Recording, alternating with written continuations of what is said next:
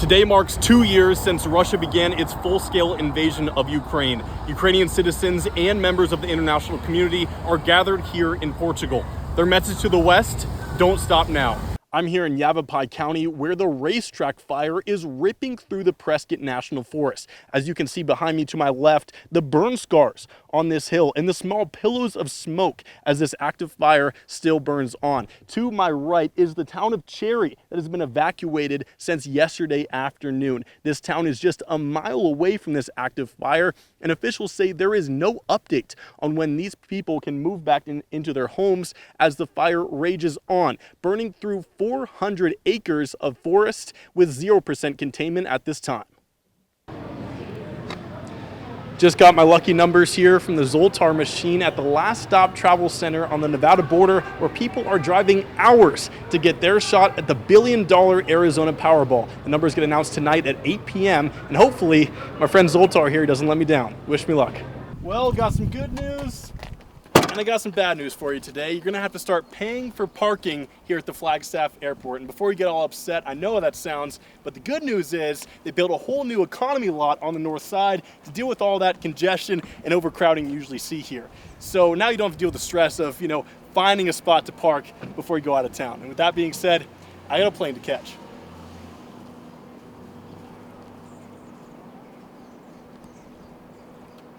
I'm here in downtown Flagstaff, outside the county recorder's office, where election officials here are hard at work ahead of next week's midterm elections. With the political climate of today and concerns over election security, officials here say there's no need to worry, our elections are secure, and to get out and vote. If you got a case of the Monday blues, the folks here at the Museum Club say there's no better way to cure that than to come on down, grab a drink, and listen to some live music here at their open mic night. Have you ever wondered how one of these pine cones can turn into something so big as one of these trees? Well, a recently burned forest may take hundreds of years in order to regrow into something this size. The Forest Service says they can do it in a fraction of the time. A local economy devastated by the transition from Route 66 to the Interstate 40 years ago, in a town that is working to preserve this historic landmark behind me. And I know what you're thinking, no, this is not the plot of Cars, this is not Radiator Springs, this is Peach Springs. And behind me here is the Osterman Shell gas station, and for 76 years this gas station fueled cars driving up and down Route 66 and also provided commonplace for members of the Wallapai tribe. Now, community organizers here today in Peach Springs are telling me they will do everything in their power to preserve their culture in this historic landmark.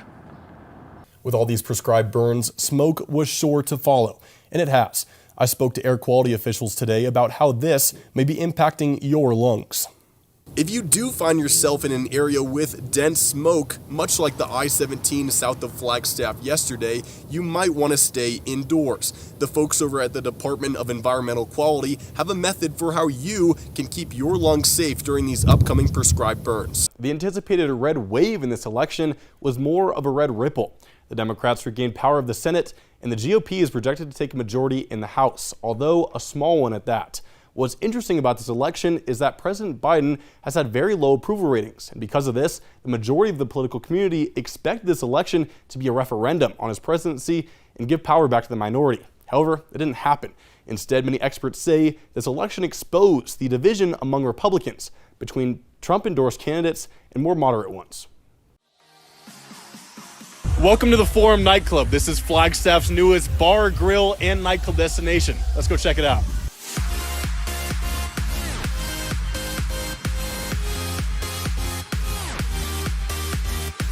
City officials say the supply still does not meet the demand for affordable housing. Now, Wilkinson's body was recovered in a shallow grave, much like this area, much like this dirt you're seeing right here. And by the time his body was removed, officials say it had decomposed so much and so far that he had become unidentifiable.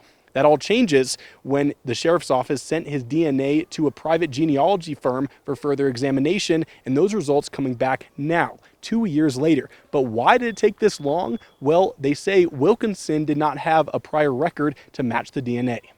Before we head on to break, I wanted to share an event that's happening tonight for all of you fellow lovers of the night sky. For me, I am a night owl, and a part of the Native American Heritage Month, the Grand Canyon Conservancy is hosting a free live-streamed event with Lowell Observatory that delves into the night sky storytelling of the Paiute tribe of Utah. Just take a look at this time lapse of the Grand Canyon. Look at that. Look at the Milky Way. Isn't that just beautiful? I got to give credit where credit is due. Shout out to Rich Rudo and the GCC for this spectacular footage. I caught up with the marketing director, Lauren Cisneros, about tonight's event. The Francis Short Pond near Marshall Elementary has recently been refilled and restocked with rainbow trout.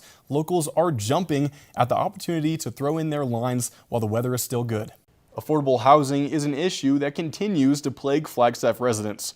With the passage of Proposition 442, city officials say they are on the case. A Holbrook man faces charges in the murder of his ex-girlfriend. 34-year-old Richard Rodriguez was arrested in California, where he was found with the woman's car. A search turned up the body of 54-year-old Chrissy Romero in the trunk. Holbrook police say Romero had recently filed an order of protection against her boyfriend. The Flagstaff Unified School District found a new location for the Flagstaff Junior Academy, 1800 North Gemini Drive near the Basis campus. Talks about this new middle school have been ongoing since the beginning of this year, and the board officially closed on the expected $8.4 million project. This development is anticipated to be complete for the 2024-2025 school year. The Forest Service is just about done with their prescribed burns for the year, but the work doesn't end there. Planting new trees is just as important as burning dry brush on the forest floor. Today I caught up with the people working on this crucial aspect of forest health.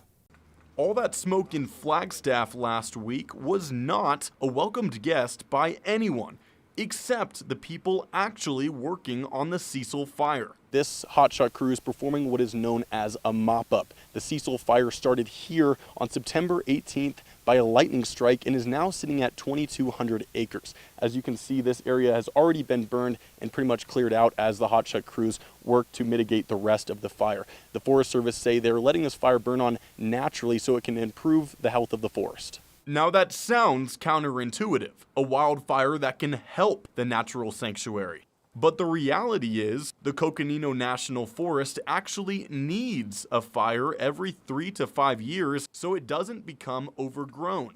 They want to get back into these things about every 10 years, but it's very hard to get back into. There's 1.8 million acres of forest on the Coconino, 600,000 of that is ponderosa pine. You divide that, every 10 years, that's 60,000 acres of burning every year. That's a lot of acres. And not enough manpower. This area of the Cecil fire has not burned in over 20 3 to 5 year cycles. A main reason for all that smoke. I live in Flagstaff. I did not enjoy that smoke. I can tell you that. No one did. But it's something we have to get conditioned to. That it needs to be there. Forest fires release nutrients into the soil and surrounding plants, decreasing the risk of catastrophic fires in the future. Good news is the majority of the smoke has now dissipated. All of the grass and the continuous fuel bed has pretty much burned up.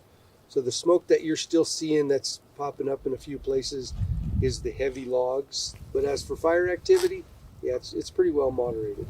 With heavy snow this past winter and weak monsoon rains this summer, officials say this year's fire season has been a strange one. It's a double-edged sword. Either we get way too much moisture and we have an overgrowth of fuel, or we get little to no moisture and now we're going to just see a fuel bed that's very dry. When lightning struck on September 18th west of Kachina Village, local authorities jumped at the opportunity to clean up the surrounding forest bed and reduce the risk of wildfire spreading to the community. There could be some lingering smoke over the next few days, but this fire has been beneficial. It helped us with our project work that we've already started in that area. So again, this has just been another benefit for the community of Flagstaff. Liam Combs, NAZ Today. This is a horrible, horrible day for all of us, and I just wish that people remember it. Today marks 2 years since Russia began its full-scale invasion of Ukraine. Ukrainian citizens and members of the international community are gathered here in Portugal. Their message to the West: don't stop now. So every day I hear somebody either is dying because of bombings or because some heart attacks because of bombings. So it's just horrible. For many still in Ukraine, fleeing the country just isn't an option. Grandmother is senile already, and grandfather is taking care of her, and he doesn't want to go anywhere. My uncle in Dnipro is very adamant about staying because he believes in living in Ukraine. They prefer to be with their country. Hey, I'm talking to them every day just because I just thinking that probably that will be my last time talking to them. As the Senate's next round of funding for Ukraine is being held up in the House of Representatives, people here are saying pulling the plug now could risk a broader conflict globally. The world needs to understand that Ukraine is currently the shield of Europe, that Russia is not going to stop at Ukraine. In Portugal, I'm Liam Combs. Україна! Понад усе! Слава ЗСУ! Слава! Слава! Слава! With such a large county as Coconino, mental health resources are scarce, and the jail has become the de facto facility for the mentally ill. According to the National Alliance on Mental Health, about 2 in 5 adults in jail or prison have a history of mental illness. The problem even worse among juveniles, sitting at an average of 7 out of every 10. Coconino County has been ahead of the curve when it comes to mental health resources in the criminal justice system, but officials say much more must be done. Flagstaff recently implemented a care team program, an alternative response to 911 calls involving mental and behavioral health. County Sheriff Jim Driscoll says it is a step in the right direction, but the problem now is finding long-term treatment solutions in the community, and not just the jails.